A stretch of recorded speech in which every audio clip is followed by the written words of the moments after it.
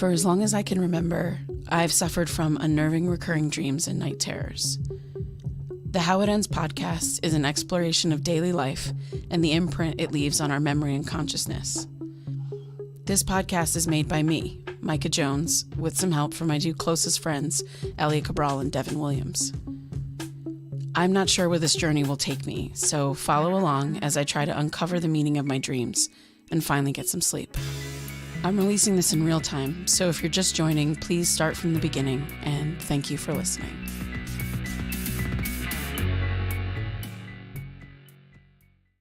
I wanted to make a quick note of last night's dream before I forget it. Been back at my apartment now for a little while, maybe a week. Everything has been fixed and cleaned up, but the new security system takes some getting used to.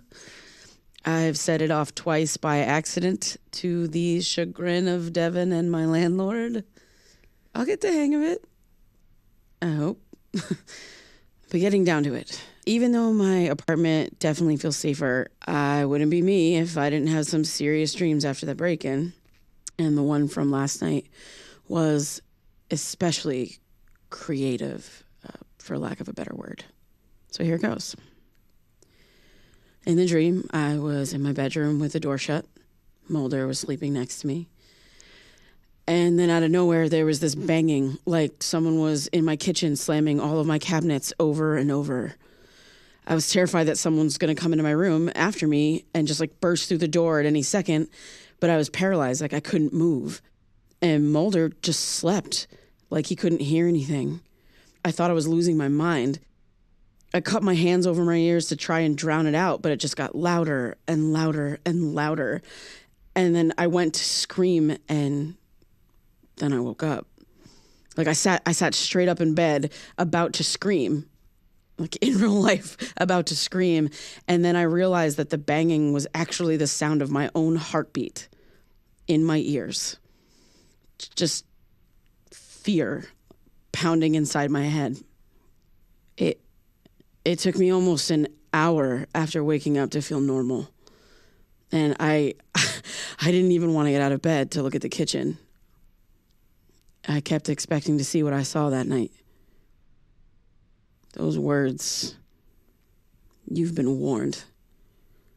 When I did finally get the courage to get up and look, everything was fine. This is what I meant when I said that my dreams were getting worse. I've always had nightmares, but for a while now, like when they're particularly bad, I wake up in this weird twilight state where everything feels like, I don't know, like everything that I've seen in a dream is real. And sometimes it takes hours to shake that feeling. The less sleep I get, the longer it takes to feel normal. I'm okay now, which is good because I have a bunch of stuff I have to do today and plans later. You know, Luke and I finally found a time to meet up. It actually took longer to find a time that worked because of everything that was going on. And I'm not nervous because it isn't a date, but it's also a little weird. Like, I met this kid once when we were kids. I'm sure it'll be fine. Okay, I'm rambling now, and I feel like this is a good time to wrap this up. Do you mind if I record this? Like, I'm doing a podcast? Like, yeah, actually, I listened to the first couple episodes. I follow you on IG. Saw your post about it. Wait, you do? I looked you up after we ran into each other. You got a unique name. Wasn't hard to find you. Hold on. Are you L. Emmett James? That's me. Huh. I didn't realize that was you. Well, that's why I didn't follow back. Sorry. It's no big deal. So, what made you suggest the Avery anyway? I always forget about this bar, even though I live like right around the corner. And then when I come in here, I forget how pretty it is and how much I like it. And I wonder why I don't come here that often. It's weird. Yeah, it's got a good vibe. The cocktail selection's pretty sweet. Plus, it has a Lily Marlene's feel since that place closed. Yeah. So it's not just that you like dark, mysterious bars, is it? No. Cool. So crazy how we ran into each other, huh? Both living in Providence, but not seeing each other. Then we see each other in Salem. It's wild. Yeah. How long have you lived in Providence anyway? A few years. It's cool, though. It's been an adjustment for sure. After moving down from Boston, it's slower, quieter. I don't mind that at all. It took me a while to make friends, though. Yeah, that's just the way it is. Gotta give it time. How about you? How long you lived in Providence? Since college. So like 15 years. Wow. That's a long time. Do you go back home often? Here and there. Not that often though. You miss home? I guess. I visit my family fairly often, but even if I didn't, I'd have to go back for pizza and bagels. Shit. Oh, yeah. Okay. Well, that I miss. Yeah. What's the deal with bagels up here? There are some places that are okay, but... Yeah. You are preaching to the choir, sir. But side note, there is a place called Cafe Tempo that's pretty cool, but you got to go like all the way down to West Warwick for that. It's like a 25-minute drive. That's not bad. It feels like home. It's worth it to me. Yeah. I mean, I guess it's not that far. We should go sometime. I'll drive. Yeah, cool. Yeah, we could do that. So, still talk to Amy? No, not really. I mean, no, we don't. After we went to different high schools, we just sort of lost touch and, went our separate ways. Didn't you two live right across the street from each other? Yeah, we did. But, when you just don't want to see someone, so you just kind of don't see them. Yeah, I know what you mean. How long were y'all together anyway? We broke up after she went to school. I guess the boys there were cooler. It was okay, though. We weren't soulmates. Yeah, I guess the girls there were cooler, too. I think after whatever happened that day at the park, we just kind of drifted apart. I don't know. The day at the park? Where I met you? Yeah. When we got there, she told me that she was going to go to your house instead of hanging out with me. And I wasn't super stoked on that. Amy said that I was probably just jealous that she had a boyfriend and I didn't. We were like 12, 13. You know how it is. But that really wasn't it. We've been growing apart that year anyway, getting into, our stupid arguments about nothing. And I don't know, I guess we just started to like different things. Amy was really, really focused on soccer. But, I mean, I get it. She was very, very good, like starting varsity and stuff. But she was also way more into being social. Right.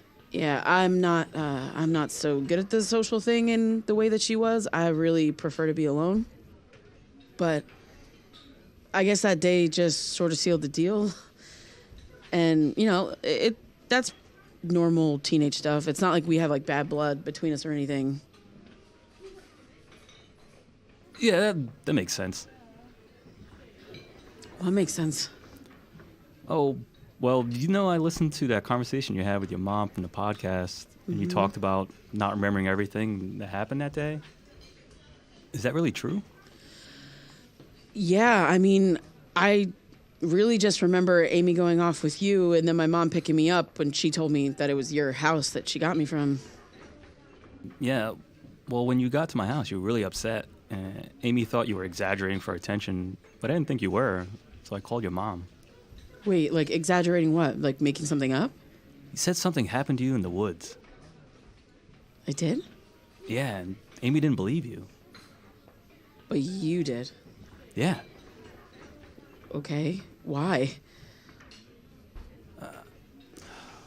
So a few weeks before I met you, I snuck out in the middle of the night to meet up with some friends.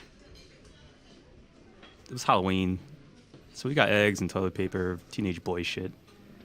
We ended up hanging out at this little graveyard that's on the side of River Road.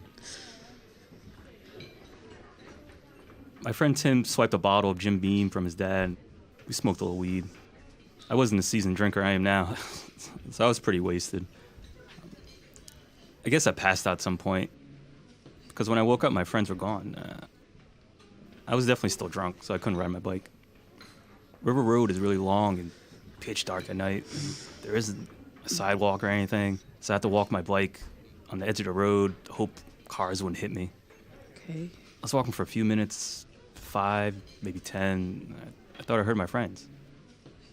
I saw a dim light in the trees, like a flashlight or something. I left my bike on the side of the road and walked a few yards into the woods, but I couldn't hear them anymore and didn't see the light. I figured they were fucking with me, so I called their names a few times, like, Tim! No answer. When I turned around to get my bike, I turned around to go head back to the street, and something or someone was standing over me. Whoever it was, they were unnaturally tall. They were inches away from my face. This hot breath. If I focus on it, I could still feel it in my face. I froze. They were just breathing on me. Then it whispered, I see you. I just ran. Ran my bike, adrenaline kicked in, pumping. I rode home as fast as I could. I didn't know how I did it, but I managed to sneak back in the house without waking my parents. I didn't think I was going to be able to fall asleep, but I must have. I woke up the next day in all my clothes. That's horrible. Yeah, next time I saw my friends, I yelled at them for leaving me. Turned out they left me out there for like 3 hours. So I was just out there. I told them what happened, but they just laughed it off. Said I was probably hammered and all Halloweened out. It's awful. I don't even know what to say. I mean, I'm a little confused though. I'm super sorry that this happened to you, but I'm not following. I just don't understand what this has to do with me. You asked why I believe you that day. Why I called your mom, even though Amy told me not to. Okay. When you got to my house, you were banging on the door and screaming, let me in. And when I did, you stopped yelling and went really still. Just stood there, crying. All covered in dirt and scratches. Your forehead was cut up and bleeding. I asked you what happened, and you looked at me and said, it saw me.